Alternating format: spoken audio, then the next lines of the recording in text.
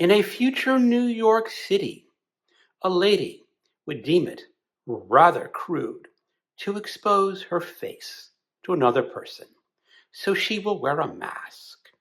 Her breasts, on the other hand, are fair game. What about all the morons that are being bred in a future America? There are just too many morons, and it's causing a problem. What can be done? The old-time religion, the old ways, are reasserting themselves in a small town in Kentucky. What about a Hollywood starlet who gets caught on film in a rather compromising position? What should she do? A man on the verge of 80, rather curmudgeonly, a widow, has a bit of a problem with a house spider. And of course, Leopold Bloom needs to make at least one final foray into a reading wrap-up. That's what I've been doing this week.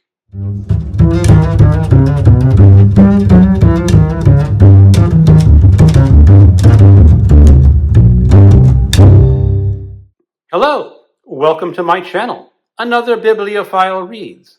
My name is Greg, and this is my reading wrap-up ending July 20th. To start off, it is July, so it is also Rocket Summer. So what have I been reading for Rocket Summer? Let me start off with what I didn't read. I had originally intended Alfred Burster's The Demolished Man. This got canceled because when I originally intended to read this, scheduled it back in August, I did not know I'd be going to a lake house for the weekend. So The Demolished Man is put off for another time. I did, however, read some short stories written in the 50s. And the first was Coming Attraction by Fritz Leiber. It starts off in a future New York City. There has been a bit of a war in some parts of the city, are radioactive, you think. And a man is standing on the corner, and there is a masked woman in a dress. A car approaches with hooks on his fender, and it's considered fun and games for the residents of New York City to try to grasp this woman's dress, or any woman's dress, and pull it off. Well, people have to have their fun. Now, the narrator of the story, or I should say the main character, pulls the woman aside so she doesn't get caught up in the hook. Because sometimes the hook catches more than just a dress. And this woman is wearing a face mask, because women in this future do not like to expose their face to anyone. And this woman is grateful, and she invites him to meet her at her apartment at 10 o'clock at night. And of course, the main character is interested.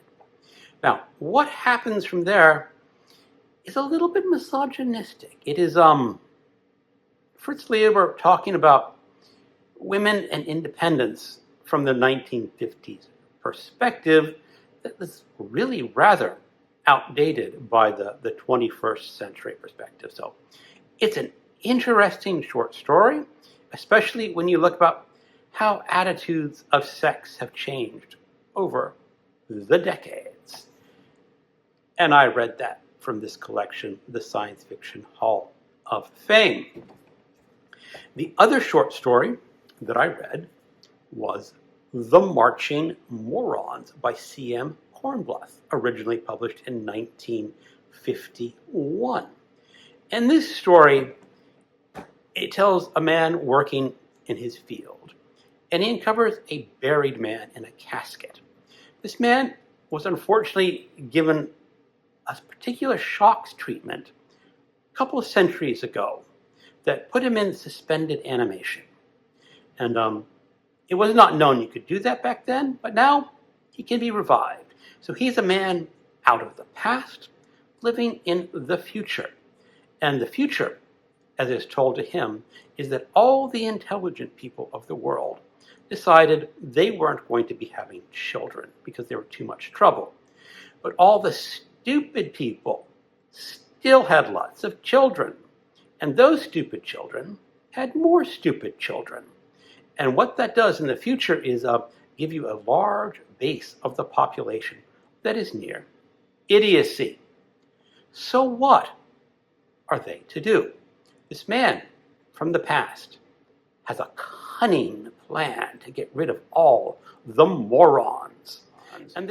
But what does he do with these morons? Well, let's just say a moron will believe anything. And this is really kind of a contentious story.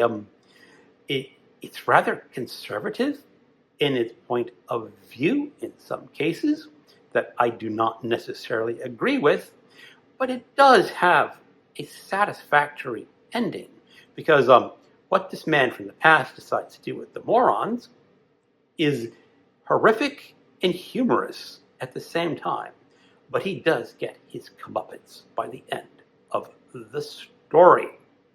A really good one. I highly recommend seeking it out, even if you have to shake your head at his sort of political leanings. On my Kindle, I read Devil's Creek by Todd Keisling, originally published in 2021. This is a thick horror novel, about 520 pages long, so it can also count for big books of summer. And it starts off in 1983. There is a church that is being done by the minister, and he is going back to the old ways. And you could say, just for simplicity's sake, it is Satan devil worship, something like that. More along the lines of the Cthulhu mythos, though, and not quite Satan. But his idea is that you have to sacrifice children to this ancient god. The only problem is, while the parents are on board, the grandparents don't want to sacrifice their children to the ancient god. So they come and rescue their 6 grandchildren and burn down the church. They believe they have killed the minister. Flash forward about 30 years, and these 6 survivors are now having their adult lives with relatively different ranges of success. The main character is a painter of horror. He likes horror paintings and mysterious paintings, and he's rather successful. But he is going back to the old town in Kentucky because his grandmother has died.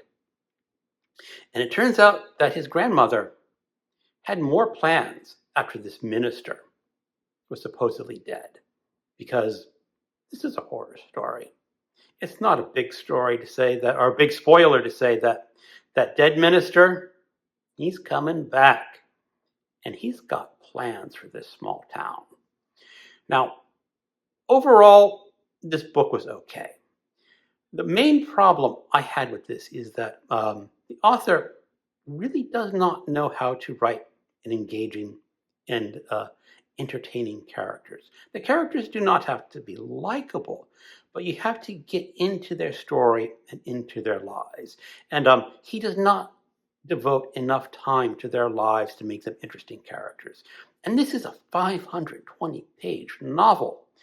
His problem is that he focuses too much on action and story and not enough on character development.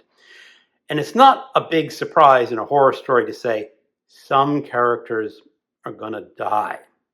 And a good author can get you involved in a character rather quickly. James Herbert in The Rats does that magnificently.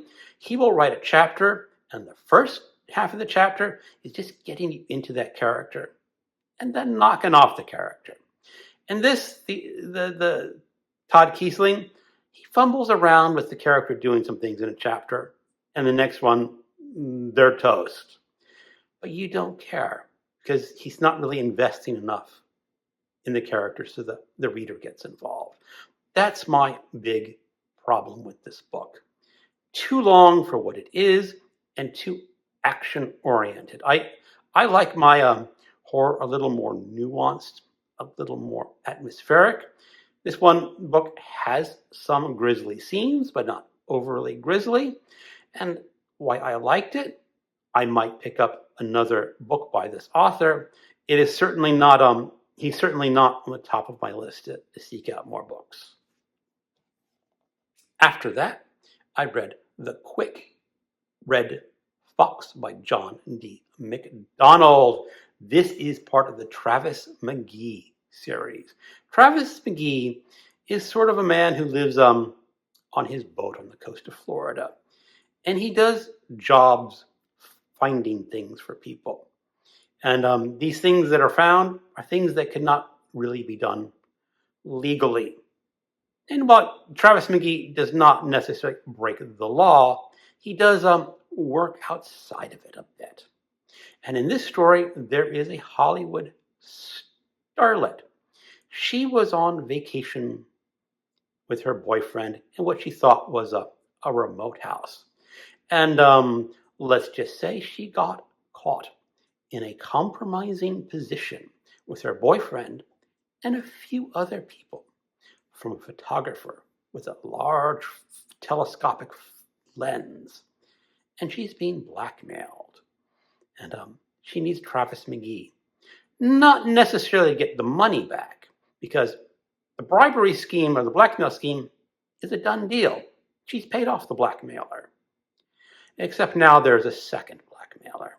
So Travis McGee has to go find out who is blackmailing this Hollywood starlet. Now, Travis McGee novels are not great literature, but you will have a pretty entertaining time going through this as Travis McGee tracks down the details to recover these photos of the Hollywood starlet.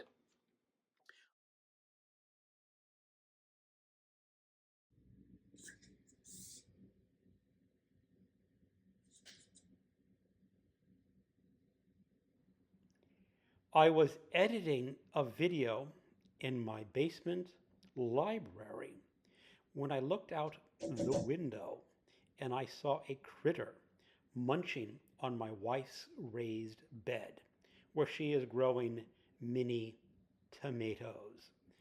I think it is a groundhog, but I am not entirely sure. If you can identify this critter as something other than a groundhog, please do leave a comment for this video.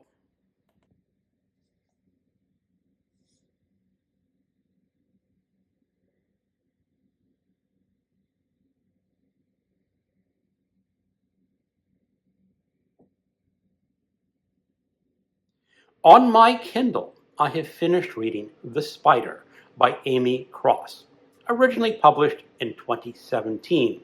This is a horror story, according to the author. It is about an old man, 79 years old, going on 80. It is told in first person. He is leaving his residence in London because he wants to go back home. 2 years previously, his wife died. They lived out in a remote part of England, about 4 hours outside of London, in a small little cottage.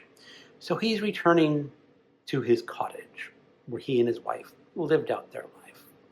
And when he gets to this cottage, it has not really been used in 2 years. It's a little bit worse for wear, but still very habitable. Except for the house spider. And this narrator takes an old horror paperback that he's reading and crushes the spider against the wall. He thinks that's the end of the spider, but it is not. The spider doesn't seem to be able to die. Or maybe it's the ghost of a spider that keeps coming back. I found this sort of entertaining. It's not very long. It's about 110 pages long, so call it a novella. But more than a horror story, this is about a man's grief, his inability to come to terms with the death of his wife. And that was the better part of the story, rather than the story of the spider, and what the spider may or may not symbolize. On audio, I finished Joyce's Ulysses by James A.W. Heffernan. This is from The Great Courses. It is a series of 12 college lectures about the novel Ulysses by James Joyce. I highly recommend this set of lectures if you want to read that novel. It's very enlightening. It helps you get through the chapters and understand what's going on, but it is not in excessive detail. Most episodes only have a 30-minute lecture. About 3 of them have a second lecture, so an hour on each episode. And those episodes kind of needed that extra half hour to get through. So The Great Courses is a really fabulous way to get a college education without having to go to college. As I said earlier, I took a weekend trip to a lake house this weekend. And it was about a 2.5-hour drive, so my wife and I listened to some audio short stories for this drive. And the first was Island Nation by Peter Heller. This is the story narrated by a young girl. My wife and I were discussing. We think she's 12 or 13. She is a summer resident on an island off the coast of Maine. There is no electricity on this island because the parents want to experience living off the grid.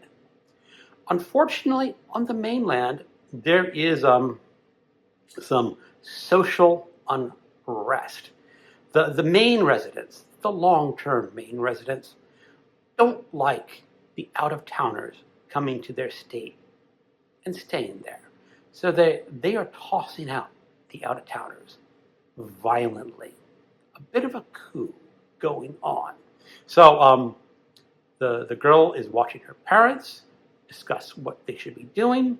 There are 2 biologists that are staying on a nearby island, and they offer their boat to the husband to go see what's happening on the mainland, and they will join him.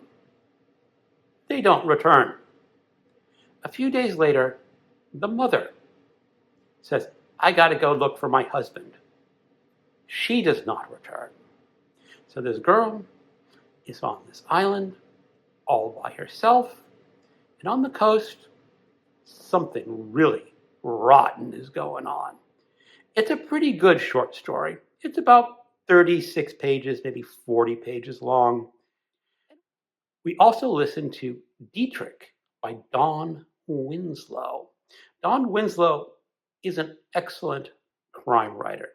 He is best known, I think, for the Power of the Dog trilogy. But in this story, it is the 1970s. Dietrich is a police officer, a homicide investigator, who's on the downward spiral. He only has 18 months before he's due to retire. And he's drinking rather heavily. And he is assigned a murder case of a homeless man who was beaten to death. He is not expected to solve this case. But Dietrich, he kind of wants to solve it. Unfortunately, the most likely suspect who murdered him is a member of the mob. This has an interesting ending. It's about an hour and 10 minutes long, something like that. And towards the end, my wife and I had to take a break from listening, and we were discussing possible solutions to the story. I pointed out a few facts and I said, I think this means this is what happened. And my wife immediately dismissed that, says, no, that's not what happened. I was right. We also listened to Oregon by Don Winslow, set in 1970. For whatever reason, Don Winslow was on a 70s kick. But in this, there are 5 high school students who don't want to be drafted to Vietnam. So they have this plan to, once they graduate from high school, head on out to Oregon and live on a commune. Only they're going to need some money. So they decide the best way to make money is dealing some grass. Let's just say things don't go right. This is also a story with a bit of a downbeat ending. According to my wife, I thought it was an appropriate ending. Are you still reading Ulysses? Yes, I am still reading Ulysses. What do you think about the question and answer format of this episode? I did not particularly get engaged with the question and answer episode. In this, Joyce poses a question, and then you have a paragraph or so answering that question. And then Joyce asks another question. And again, you get a response to that question. And this finally tells the story of Stephen Dedalus and Leopold Bloom as they are returning from their night's adventure. And I know some people like this episode a lot. I would not say it's a bad episode. It's not as hard to understand as some of the other episodes, but I was a little bit disappointed at this. But now I get to go on to Molly Bloom's monologue, which, if I remember correctly, is probably going to be the best chapter of the book. And there you go. That is my reading wrap-up for July 20th. Thank you so much for watching, and keep on reading.